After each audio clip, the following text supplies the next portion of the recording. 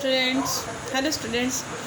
आज हम लोग जहाँ पर छोड़े थे वहीं से आगे कंटिन्यू करेंगे। ठीक है, हम लोग क्या बात कर रहे थे? रूट जाइलम्स वेसल्स की बात कर रहे थे। जाइलम्स हैं, अगर वो स्टेम में प्रेजेंट है, जाइलम है ऑब्वियसली पूरे प्लांट्स बॉडी में प्रेजेंट होगा। अगर वो स्टेम में प्रेजेंट है तो वो स्टेम जाइलम कहलाएगा। उसी तरह से अगर वो रूट में प्रेजेंट है तो वो रूट जाइलम कहलाएगा। ठीक है, रूट हेयर्स जो होते हैं वो रूट में प्रेजेंट होते हैं। पता है ना, आप लोग रूट देखें, रूट में रूट हेयर्स प्रेजेंट होते हैं। तो root hair is the outer edges, वो रूट हेयर्स क्या आउटर एजेस हैं, और रूट कॉर्टेक्स क्या है, are the centre of the root, root का सेंटर है, और रूट हेयर्स क्या है, आउटर एजेस हैं। And in between the root hair and root xylem are epidermis, और ये रूट हेयर्स और रूट जाइलम के बीच में एक स्ट्रक्चर प्रेजेंट होता है। जो कुछ स्ट्रक्चर प्रेजेंट होते हैं जैसे एपिडर्मिस, कॉर्टेक्स, एंडोडर्मिस। एपिडर्मिस क्या हुआ, सब तो रूट में तो एपिडर्मिस रूट हेयर्स के बाद प्रेजेंट होता है, यानी बाहरी उसका छिलका जो हुआ। सबसे अंदर क्या हुआ, एंडोडर्मिस हुआ। और एपिडर्मिस और एंडोडर्मिस के बीच में क्या प्रेजेंट, जो रीजन प्रेजेंट है वो कहला गया कॉर्टेक्स। ठीक है, water absorb by root hair from the soil reaches the root xylem. Water जो भी एब्जॉर्ब किया जाता है रूट्स के द्वारा, तो वो रूट हेयर्स के द्वारा एब्जॉर्ब करके रूट जाइलम तक पहुंचा दिया जाता है। और वहाँ से it has to pass through epidermis, उसके बाद वो एपिडर्मिस से पहुंचा, उसके बाद कॉर्टेक्स पहुंचेगा, उसके बाद एंडोडर्मिस पहुंचेगा। जब ये यहाँ तक पहुँच जाएगा तो another point to be noted that the minerals needed by the plants are taken up by the plants in inorganic forms such as nitrates and phosphates. These minerals are present in soil. The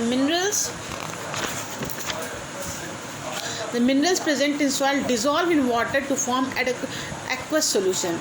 जो भी minerals होते हैं, किसान भाई या कोई भी होते हैं, वो मिनरल्स को पेड़ की जड़ों में डालते हैं खाद के रूप में।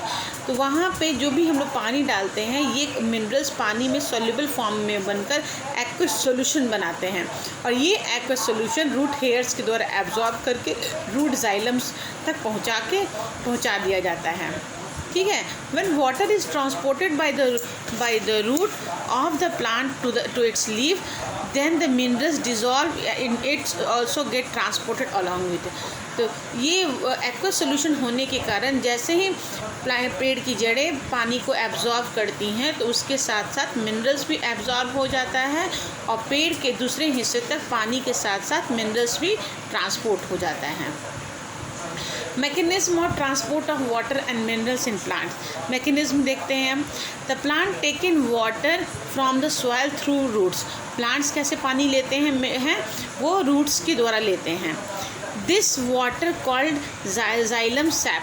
तो ये जो रूट ने पानी को लिया, तो ये क्या जाइलम फाइनली तो रूट हेयर से होता है वो जाइलम, तो रूट जाइलम तक पहुँचेगा, जिसका तो उस वाटर मिनरल्स मिले हुए वाटर यानी एक्वस सॉल्यूशन को हम लोग कहते हैं जाइलम सैप। ये कैरिड किया जाता है जाइलम वेसल्स से, और उसको पहुँचाया जाता है to the all parts of the plant. The root of plant have होता कैसे है, होता क्या है, पेड़ की जड़ों की जो रूट हेयर्स होते हैं, रूट हेयर्स का मेन फंक्शन होता है। The roots of a plant have a hairs called root hairs. The function of root hair is to absorb water and minerals from the soil. Root hairs का function क्या है, water और minerals को absorb करना मिट्टी से।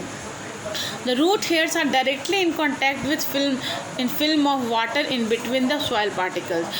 Root hairs क्या है, वो डायरेक्टली कांटेक्ट में आ जाता है, वो वाटर जो प्रेजेंट होते हैं सॉइल पार्टिकल्स के बीच में, उसमें से वाटर के उसी के बीच में रूट हेयर्स प्रेजेंट रहते हैं।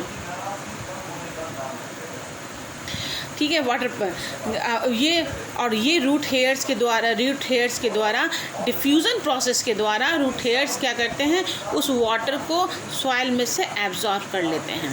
The water and minerals absorb by the root hair from the soil pass from cell to cell. जब रूट हेयर्स वाटर को डिफ्यूज़न प्रोसेस के द्वारा पानी को खींच लेता है, तो वो एक सेल से दूसरे सेल तक पहुंचाता कैसे है, by the process of osmosis. Root hairs ने सॉइल में से पानी कैसे खींचा, by the process of diffusion. और डिफ्यूज़न के अंदर पानी खींच लेने के बाद किस पानी को क्या कहेंगे, जाइलम सैप। जाइलम सैक को खींच लेता है तब रूट जाइलम तक पहुँचेगा, और रूट जाइलम में मतलब एक सेल से दूसरी सेल तक वो पहुँच जा तो रहा है जाइलम सैक, लेकिन bye the process of osmosis, not diffusion. Diffusion सिर्फ रूट हेयर्स के द्वारा ही होता है, ठीक है। ऑस्मोसिस के द्वारा एपिडर्मिस से पहुंचा, एपिडर्मिस से कॉर्टेक्स में पहुंचेगा, कॉर्टेक्स से इंडोडर्मिस से पहुंचेगा, and finally reach to the root xylem के पास पहुंचा। जब रूट जाइलम के पास पहुंच जाता है तो रूट जाइलम जो रूट का जो जाइलम है वो प्लांट के स्टेम के जाइलम से अटैच होता है, स्टेम का जाइलम लीव्स के जाइलम से अटैच होता है, और इसी तरह वाटर का कंडक्शन होने लगता है by the process of osmosis, ठीक है।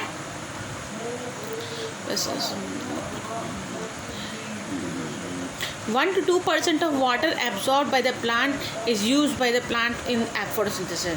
जितने भी पानी की मात्रा प्लांट्स की बॉडी एब्जॉर्ब करती है उसमें से 1 से 2% पानी ही, खींचा हुआ पानी ही प्लांट्स फोटोसिंथेसिस के लिए यूज़ करती है, और रेस्ट को नहीं, सिर्फ 1 से 2% के लिए ही पानी को वो यूज़ करती हैं। अब देखते हैं water is sucked up by the xylem vessels. Water जो होता है वो जाइलम वेसल्स के द्वारा सक्ड किया जाता है। कैसे? Water moves up into the xylem vessels in the same way. जैसे कि हम लोग कोल्ड ड्रिंक्स पीते हैं, स्ट्रॉ लगाते हैं, अब उससे कोल्ड ड्रिंक्स पीते हैं, सक करते हैं।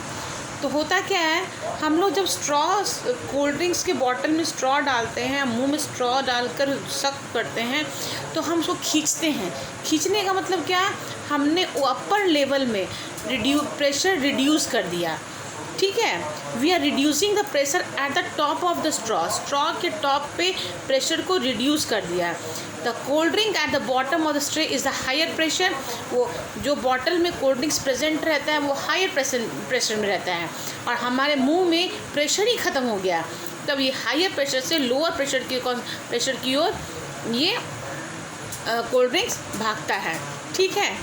Cold drinks flow of the straw in our mouth, और हमारा कोल्ड ड्रिंक्स हमारे मुंह में आ जाता है।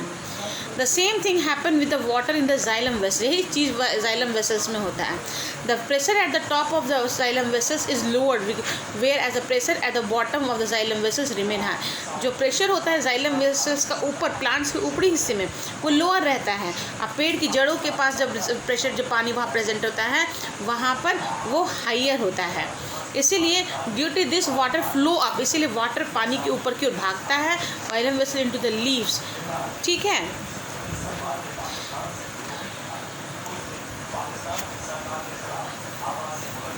तो एक क्वेश्चन अराइज होता है कि प्लांट्स के टॉप हिस्सों में प्रेशर लूज़ कैसे हुआ। तो हम लोगों ने तो कोल्ड ड्रिंक्स पिया, कोल्ड ड्रिंक्स पीने के कारण हमने पाइप मुंह में लगाई, तो हमने सक किया, जिससे प्रेशर यहाँ पे मुंह में प्रेशर ख़त्म हो गया, लो हो गया।